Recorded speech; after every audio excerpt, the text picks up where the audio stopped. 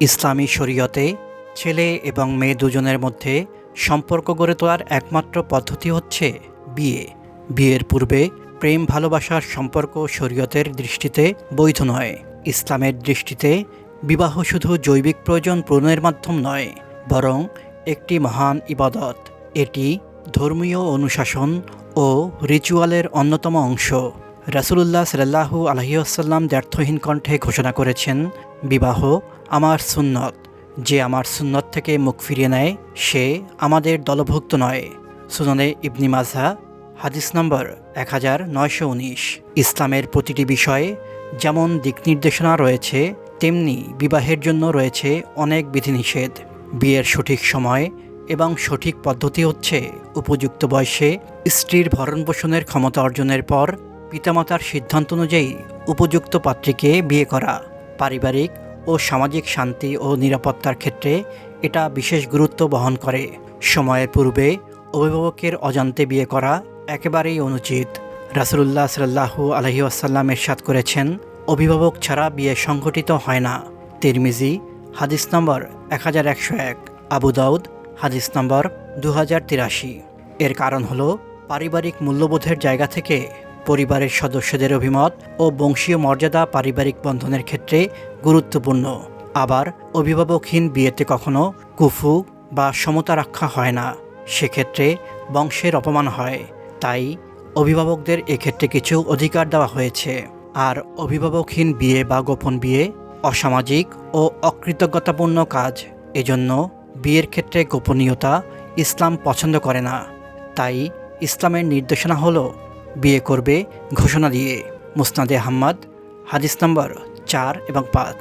এতদসত্ত্বেও যদি কেউ অন্যায় লালসার তাড়িত হয়ে কমপক্ষে দুজন সাক্ষীর উপস্থিতিতে বিয়ে করেই ফেলে, তাহলে যদিও শরীয়তের দৃষ্টিতে বিশেষ বিবেচনায় বিয়ে শুদ্ধ হয়ে যাবে, কিন্তু পারিবারিক ও সামাজিক দৃষ্টিকোণ থেকে তা সম্পূর্ণ অনুচিত হবে।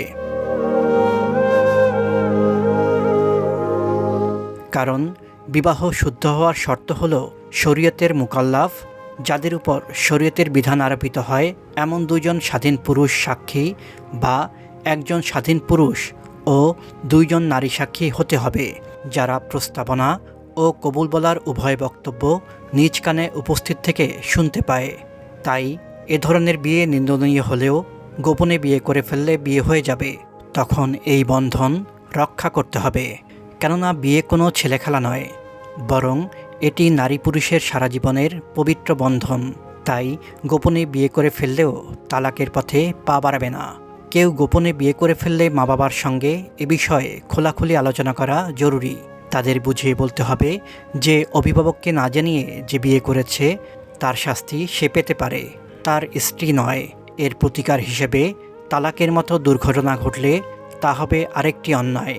অবশ্য যদি কুফু বা সমতা রক্ষা না হয় বা অভিভাবক মারাত্মক কোনো সমস্যা দেখেন, তাহলে তারা সন্তানকে বিবাহ বিচ্ছেদের কথা বলার অধিকার রাখে। এক্ষেত্রে যদি তারা তালাকের কথা বলে, তাহলে দেখতে হবে তাদের কথা সঠিক ও যুক্তিসঙ্গত কিনা। যদি অভিভাবকের কথা সঠিক ও যুক্তিসঙ্গত হয় এবং সে কারণে তালাক ছাড়া আর কোনো পথ বাকি না থাকে, পাশাপাশি যদি তালাক দেওয়ার দ্বারা তার ব্যভিচারে জড়িয়ে পড়ার আশঙ্কা না থাকে, তাহলে মা বাবার সন্তুষ্টির জন্য স্ত্রীকে তালাক দেওয়া যাবে। পক্ষান্তরে তালাকের কারণ যদি যৌক্তিক না হয়, তাহলে তালাক দেওয়া জায়েজ হবে না। মুসনাদে আহমদ হাদিস নম্বর 4712, আবু দাউদ হাদিস নম্বর 5138। সুতরাং আখিরাত ও জাহান্নামের কথা স্মরণ করে গুনাহ থেকে বাঁচার চেষ্টা করতে হবে এবং প্রয়োজনে অভিভাবকদের জানিয়ে তাদের পরামর্শক্রমেই বিয়ে করতে হবে। দায়িত্বহীনভাবে গোপনে বিয়ে করা শরীয়তের দৃষ্টিতে পছন্দনীয় নয়।